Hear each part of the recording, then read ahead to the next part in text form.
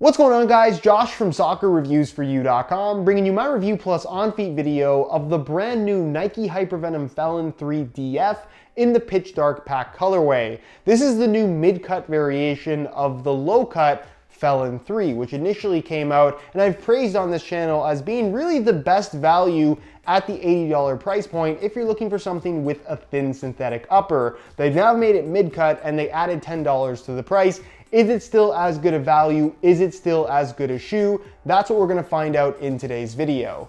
It's not. If you are interested in a pair of these for yourself, I'll leave a little pop-up on screen, or you can click the first link down below in the description. That'll take you to the review page on my website, where you'll find buy it now links with exclusive SR4U coupon codes, where you'll be able to pick these up below their normal $90 retail price. So for an extra 10 bucks, they make the shoe mid-cut. They add the DF collar, DF standing for dynamic fit. And of course, it bears the same name as the higher end mid-cut collars, but it's entirely different. It's not made from a Flyknit material or the elasticated material that you would find on the Fatal 3. Instead, it's basically made from a thick sock material. If you can imagine a thicker sock, that's basically what this feels like. It is stretchy, it is elasticated, but it looks like a sock attached to the shoe. Does that look good? Obviously, that's a matter of opinion. In my opinion, I think it looks a little bit cheap. You can see there's a very hard seam here. It doesn't necessarily transition smoothly like you would find on the higher end models, and it does impact the fit in the heel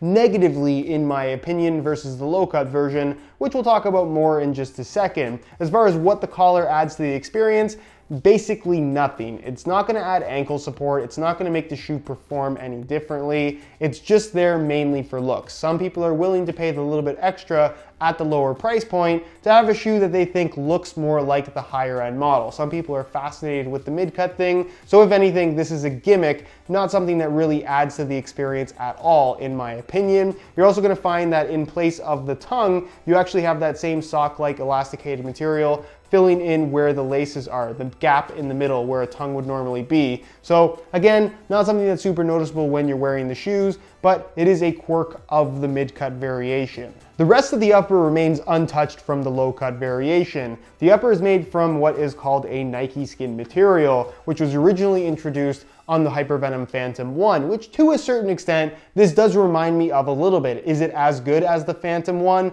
No, definitely not. The quality is not as good as a previous top-end model, even one that is several years old. But at the $80 price point for a thin synthetic upper, this blows everything else in the category out of the water. It's a mesh-based synthetic material. That's what gives it its texturing that you can very clearly see on the surface of the upper. And with that mesh base, you have several layers of polyurethane on top, which obviously is what you see on the surface. So the end result is a material that's soft, it's flexible, it moves very nicely with your foot, and the touch that it provides is not plasticky, which is kind of what I'm used to getting at this price point. Instead, the touch is soft, but also very thin. And again, just much more premium than anything you would expect at this particular $80 price point. It really is a good deal, and the touch that you get far surpasses what you would expect based on the cost of the shoe. Also included on the lateral side of the shoe in the bottom 4 lacing positions is some form of flywire. Basically, it's a nylon cable, technically not flywire, but essentially serves the same purpose. It's attached directly to the lacing system, still with a lace hole there, as you can see, but basically it's a nylon strap that runs into the base of the sole underneath the liner of the upper, so when you pull the laces tight, it really does a good job of stabilizing this lateral side of the shoe. So when you make those quick cuts and changes of direction, you get less rollover, a more responsive feel, and again, it's a high-end performance feature that has trickled its way all the way down to the $80, in this case $90 price point in the form of the Phelon 3 DF.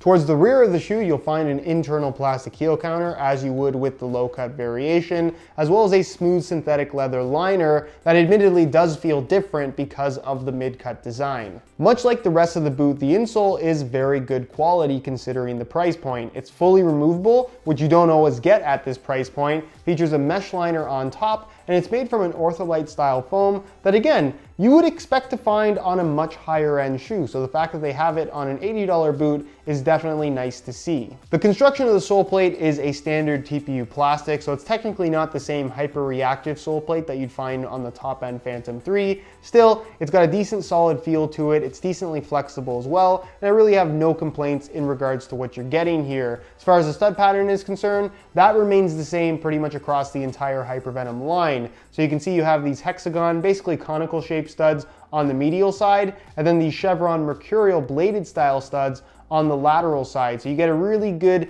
interesting combination of aggressive traction as well as that freedom to twist and pivot. Overall, I'm a big fan of the Hypervenom stud pattern. It's one of my personal firm ground stud patterns out there right now. And if you're just looking for solid traction on firm natural grass, this will definitely provide that for you. In terms of weight, the DF version of the Phelon 3 does weigh more than the low cut version. In a size 9 US, the Phelon 3 DF weighs in at 8.8 ounces, which is by no means heavy, but definitely not super light either. And again, the low cut version weighs in at 8.1 ounces in the same size. So that's a weight increase of 0.7 ounces because of the mid-cut aspect of the shoe. Is 0.7 ounces a lot? I would argue no. You can notice a little bit of a difference in hand as well as on feet, but I would say if you're somebody that is sensitive to the weight of your shoes, you will notice that the mid-cut version does feel heavier than the low-cut version. So if you're talking about straight up performance and having the lightest possible shoe, the low-cut version is definitely the lighter option. Aesthetically, I don't have too many issues with the look of the Phelon 3 in general. The upper looks good, the sole plate looks good considering the $80 price point,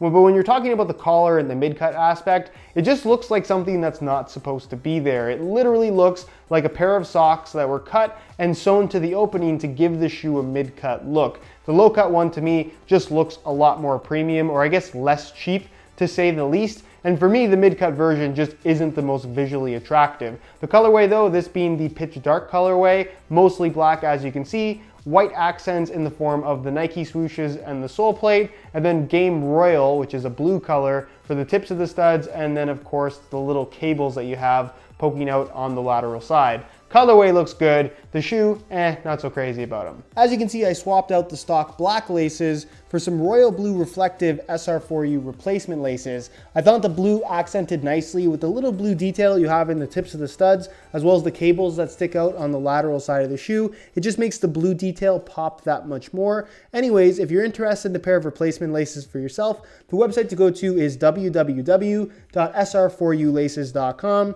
There'll be a little pop-up on screen, as well as a link down below in the description.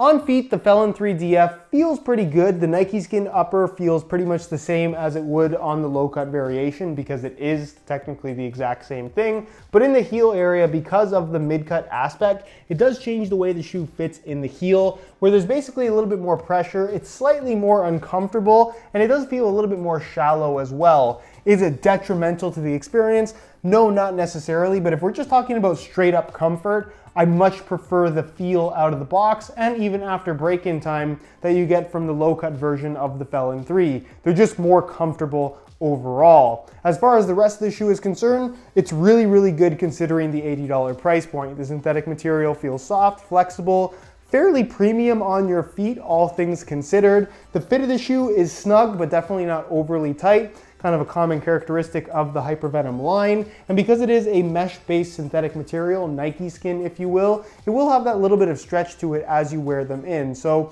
as long as you don't mind tighter fitting shoes, I think these will fit most people. If you have really, really wide feet, maybe not the best option, but again, I think most people won't have too many issues with these. And as far as sizing is concerned, I'm wearing my usual size 9 US here, and the fit and the length is absolutely perfect. So if you are looking to order a pair of these for yourself, I would strongly recommend going true to size in order to achieve the best possible fit. So to sum up the Hypervenom Phelon 3 DF, it's still a good shoe.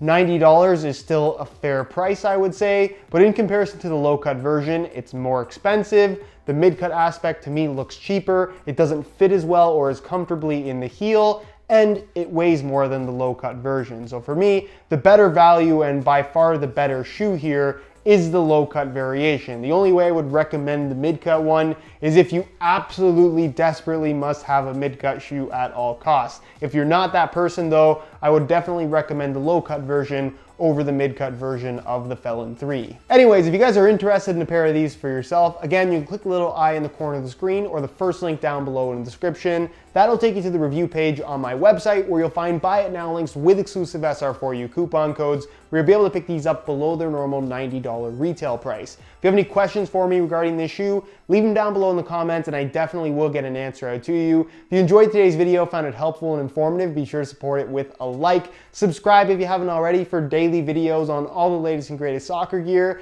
You can find all my social media information linked down below in the description as well. And other than that, guys, hope you enjoyed today's video. And as always, thanks for watching.